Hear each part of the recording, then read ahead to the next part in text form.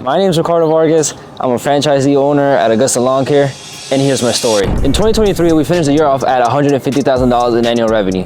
And this past year, in 2024, we bumped it up to $275,000 in annual revenue. And there were three main events that made this possible. So at the start of 2024, we had a very strong lead. We had 13 commercial snow contracts. It snowed like twice. We had good revenue between like 15 or 20,000. It was pretty easy. Honestly, the snow wasn't that bad, and it helped us a lot get that initial capital in order to reinvest into the business to grow it to where we did. So with that strong start in January, we started off February really just preparing for the mowing season. We tuned up our machines. I started looking for a new mowing truck, and we started the cleanups. Sadly, I had a personal loss, which would be my grandma passing. With my grandma passing, I had to make a really last minute trip to Colombia to attend her funeral, be there for my parents, be there for my family. And although it's a very tragic loss, it really helped me switch my focus into like really not having any regrets in life, right? Like, life is so short. You can basically be gone from this world at any point in time. So there's no reason to hold back. There's no reason to double think, or there's no reason to hold your potential back. So live with no regrets and go all into what you're doing. So I would say March is one of those main events that I was talking about that really switched and really made this possible for us this year. Because first of all, we had bought the mowing truck already, and we had the ramp rack set up. We got it all decaled, all painted. We invested a lot of money into it. And then a week after getting that done, we had our contracts canceled, which is absolutely horrible. We had 13 different commercial properties that we talked about earlier, and we had them canceled. And so that really hurt us revenue-wise very deeply. And I went into a kind of panic state, trying to like fix that and fill in that revenue gap. And in doing that, I contacted Mike for the turnaround video just to really help out, really get outside influence into what I should do to fix up the business. I also went to an acquisition.com workshop over in Vegas with Alex Ramosi. And even though what they taught was very advanced, it helped me learn a lot about key man risk, key client risk, and the different risks that bring the business valuation down. And so knowing that, I could go forward in the business really avoiding those kind of risks. What emotions did you have during this time? Because it's obviously not easy to lose all those contracts at once. It can be really stressful, bring a lot of anxiety to the business. So how would you say you felt during this time, and how did you handle the situation? I really panicked. Like, we had 40% of our revenue wiped out, and I just needed a solution ASAP because spring is literally around the corner. And you know, we have overhead, I just bought a whole truck just because of that, had a whole ramp rack, new mowers and stuff, new equipment. And so I was like, all right, we need to put these tools to work in order to bring back this revenue. So I tried to look for pretty much everything. I contracted a marketing agency, contacted Mike, went to the workshop. So I just pretty much went into problem solving mode. That's pretty much what happened. So in April, we had the turnaround, and after Mike left, he really left me with like very specific things to work on. Like, for example, getting reviews, focusing more on upsells, really trying to lower our CAC down. And in doing that, it really did help the business throughout the next following months. And the next following months are pretty boring because it was just rinse and repeat, right? Repeat what works and then delete what didn't. So that was just pretty much what happened in April. In May, rinse, repeat, really focus on recurring, really focus on cleanups, small things, simple services, and whatever big jobs came, we just left it off for June. In June, we really just focused on customer retention, keeping our clients happy, doing whatever we can to bring value, whether it's like, you know, upselling into bush trimming, upselling to mulch installation, just doing things that, you know, people didn't get done in spring, and really trying to show the professionalism in those hot months. So the second main event that would make this year possible would be in July. Now, first of all, I did run a 5K, and that's a personal win. I had never ran beforehand, and you know, it so happens that a friend went to go run it, and then they invited me, and I was like, all right, so let's go do it.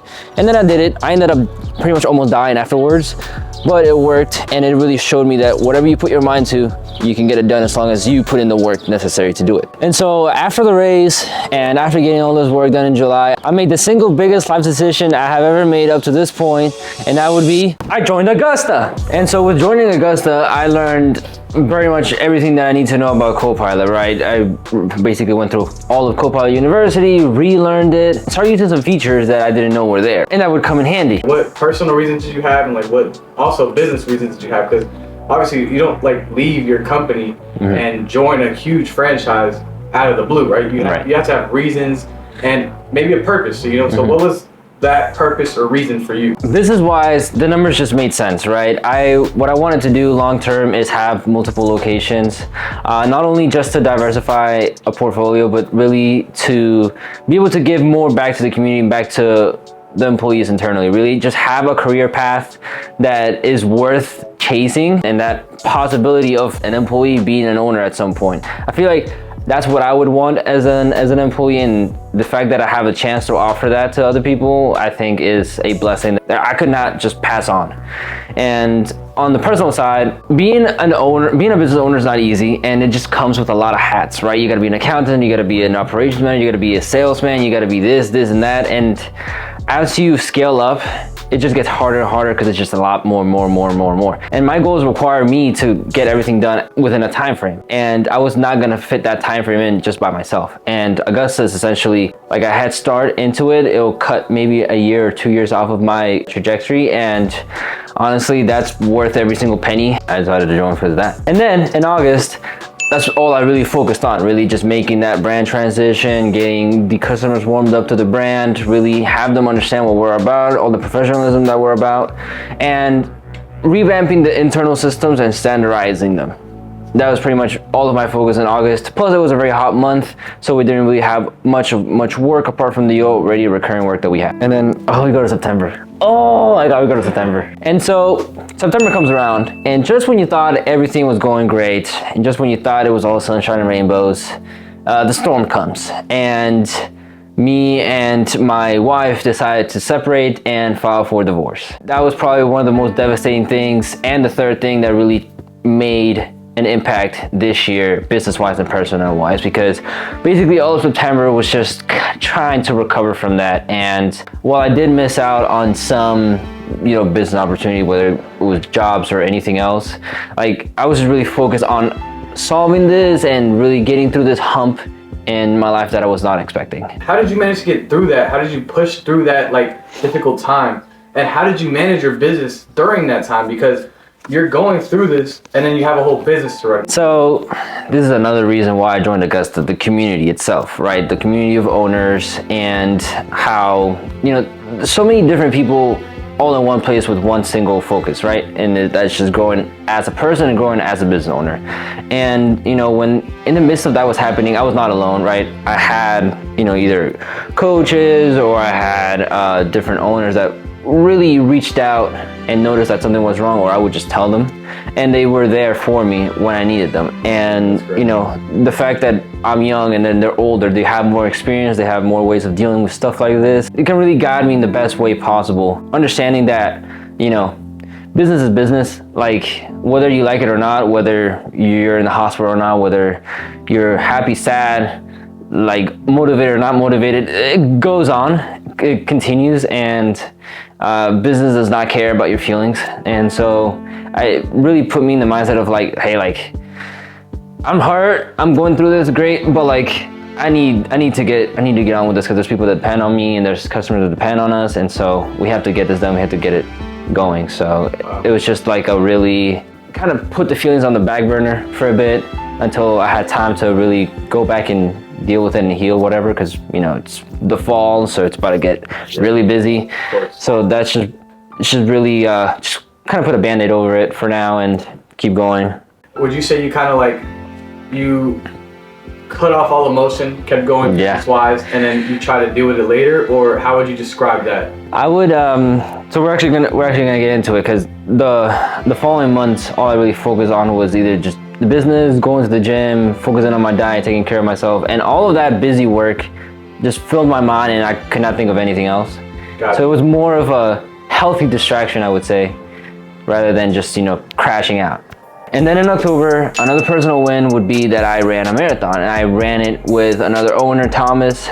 He invited me over, and then obviously the only thing that I've ran up to that point was a 5K. And so I, put my big boy pants on and started training a month beforehand. And then when the day came, we did it, and we ran it, and it was just kind of proof to myself that no matter how big the challenge is, no matter how hard it is, no matter how high that mountain is, you can still climb it out of sheer willpower.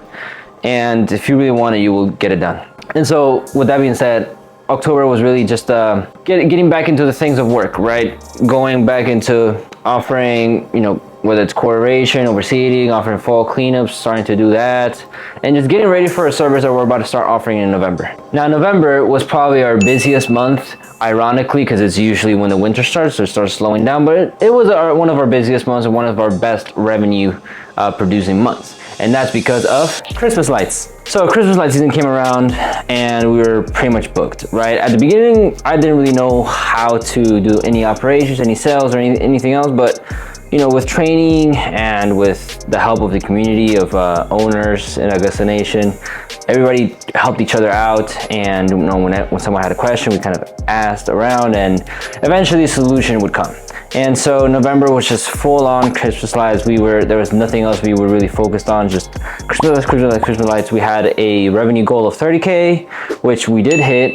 And so it was amazing. I mean, absolutely cool. And the fact that we brought this new offering in really showed us what Copilot can do, whether it comes to tags, follow-up emails based on the tags, different pictures attached to the work order, requiring the deposits down. So it really showed us the power of Copilot. And honestly, I've used it from the start and I didn't really know it could do half of the things that it could do. And so it's really great. It really upped my knowledge on the software itself and really how to push out a new offering successfully. Would you say that without Copilot, the Christmas lights would not have been the same this year? Would you think you would have gotten less revenue? Do you think you probably wouldn't have gotten as much customers? What do you think would have changed if you were to use another software instead of Copilot? I think that everything would have taken longer, and because Christmas lights is such it's in a very thin time frame, we probably would have the potential to actually lose out on some business. I'm not saying that Copilot is the only source of, it's like the only reason why we hit our revenue goal, but it definitely worked as a catalyst and really as fuel to the fire to make sure that it happened. And so we wrap up the year with December. We finished off the year at, well, you know, I forgot to charge on time, but it would have been $275, but technically our P&L says $265, so it's whatever. But we hit our 30K year goal, we hit our 250 year goal, and so it was a very successful year. There was a lot of ups and downs, a lot of downs, but we made it out in the end. Towards the end, I was just really took the time to reflect on everything that happened during the year, really trying to see what I wanted to do moving forward, what kind of priorities I needed to have in my life, what kind of expectations I should have of people, and my standards overall of what a business should look like and feel like. So finishing off 2024, what do you think, what plans do you have for next year? How do you think you can attack Christmas lights or the entire year in general better, now that you know how to use Copilot better and now that you're more familiar with the business itself? What do you think could change and what do you think could go better next year? I guess like two main things that I'm really gonna push forward next year would be really going into text, because email, I mean, it takes longer for people to see. Sometimes it goes into spam, filters are getting worse. So really switching over to either text upsells or just any notices or any offers that we're doing, just kind of put them through text. Really trying doing more opt-outs than opt-ins. For example, like core aeration, we're going to do opt-outs instead of opt-ins. Fall cleanups, we might do opt-outs instead of opt-ins. And then I feel like that way our close ratio would be higher and we could be able to bring more value over to the customer. That and then just upsells on everyday things. Whenever the crews are out there, we'll start using the upsell feature a lot more in order to, you know, bush trimming, mulch, weed pulling, whatever. That way we can reward our employees too. And so as we wrap up the year and as we wrap up this, I just want to give thanks to all the owners, all the general managers, everybody that I've been in contact with, whether it's on the Facebook group or in-person events, on the training. I want to give thanks because every single one of you has shaped my mindset, has shaped the way I do things one way or another, and it's all for good, not for bad. The people that have been there for me, really do appreciate it. I literally would not be able to be here if it wasn't for those people, and you guys know who you are. Give thanks to my friends, my family, my boy that's always behind the camera or with me on the jobs. And so just thanks. I'm really excited to see what 2025 brings. We have a huge goal to hit of $500,000. I'm pretty sure we'll get there. And remember, above all is God, and without him we won't be able to do what we do. And with that, thank you guys.